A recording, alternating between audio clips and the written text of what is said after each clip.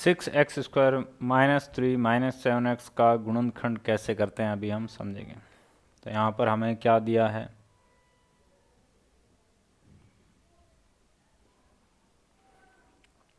Six x square, इसको ऐसे लिखेंगे x² का पद, उसके बाद x का पद और लास्ट में आपका अचर पद। ठीक है, अब हम यहाँ पर क्या करते हैं, इसके गुणनखंड करने के लिए जो x² का गुणांक है कितना है 6, इसका गुणा कर देंगे अपने अचर पद के साथ। ठीक है, तो ये कितना आ गया आपका माइनस का 18। 18 के हम फैक्टर करेंगे तो क्या आएगा 2 गुणा 3 गुणा 3, ये माइनस है तो ये माइनस। इन फैक्टर के ऐसे टुकड़े करेंगे, इनको ऐसे व्यवस्थित करेंगे, यदि इनको हम जोड़ें तो हमें कितना मिलना चाहिए माइनस का 7, यानी जो x का गुणांक है कितना है -7, और इनका गुणा करें तो वापस हमें क्या मिलना चाहिए अपना माइनस का 18 मिलना चाहिए। तो लगाओ दिमाग। तो देखिए इनको एक साथ ले लेते हैं, इसको अकेला लेते हैं। 3 गुणा 3 कितना 9, फाइनल माइनस का चिन्ह आ रहा है तो बड़ी संख्या माइनस की, छोटी प्लस की। बड़ी संख्या माइनस की होती है, छोटी प्लस की होती है, तो संख्या घटती है। यानी संख्याओं का चिन्ह अलग अलग होता है तो संख्याएं घटती है। फाइनल वही चिन्ह आता है जो कि बड़ी संख्या का, माइनस किया तो माइनस आया। ठीक है, तो -9 + 2 कितना -7 आ गया। मतलब यहाँ तो ठीक है, यहाँ चेक कर लेते हैं -9 गुणा 2 -18 आ रहा है, ये भी ठीक है। यानी हम क्या लिख सकते हैं -7 की जगह -2 + 2 लिख सकते हैं।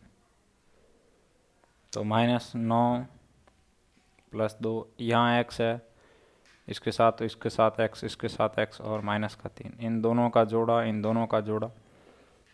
इससे बाहर कॉमन क्या ले सकते हैं, ऐसी संख्या देखो जिसका यहाँ भी भाग जा रहा हो, यहाँ भी भाग जा रहा हो, 3 x यहाँ भी है, x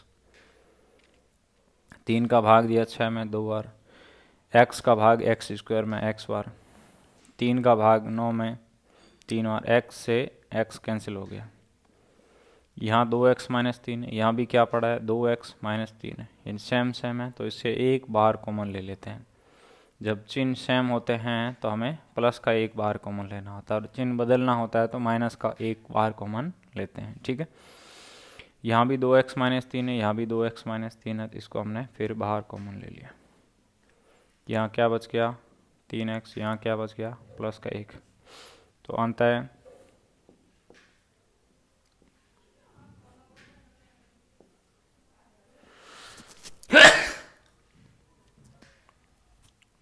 बहुपद के गुणनखंड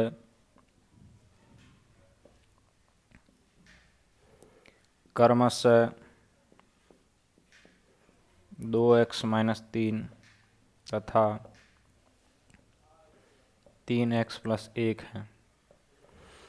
और यदि हमें शून्य निकालना होता है तो इसको क्या करते हैं बराबर 0 लिखते हैं। एक बार इसको 0 लेते हैं, एक बार इसको 0 लेते हैं, यहाँ से एक x का वैल्यू आ जाता है, यहाँ से एक x का वैल्यू आ जाता है। तो इस प्रकार से हमारा शून्य भी हमें मिल जाता है। 2x - 3 तथा 3x + 1 है। ओके, आसान है।